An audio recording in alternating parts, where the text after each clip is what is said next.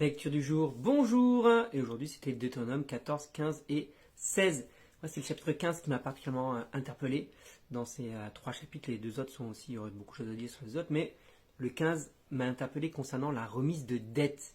Et c'est une loi juste incroyable que Dieu impose à son peuple, que tous les 7 ans, tu devais remettre la dette à celui à qui tu avais prêté de l'argent, et tu devais renoncer à ce qu'il finisse de te rembourser s'il n'avait pas fini de te rembourser.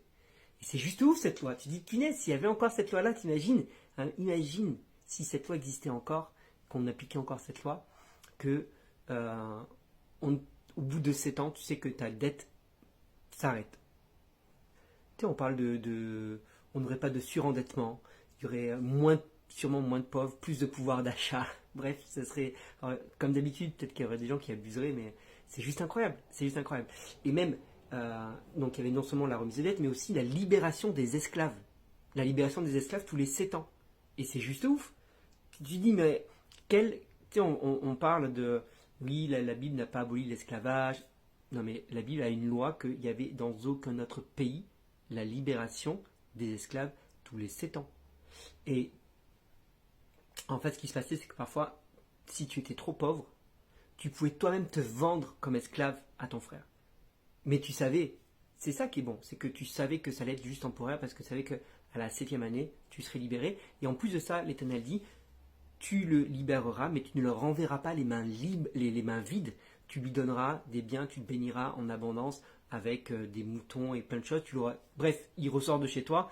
Il ne faut pas qu'il reparte une main devant, une main derrière, parce que sinon il va se revendre comme esclave à quelqu'un d'autre. C'est pas le but. Et c'était pas le but.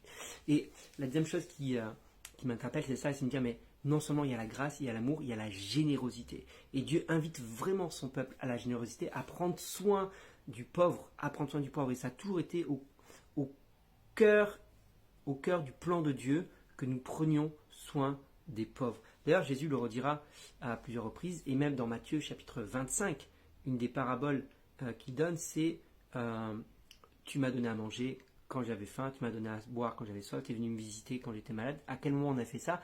À chaque fois que vous l'avez fait pour un des plus petits, c'est comme si vous l'aviez fait à moi.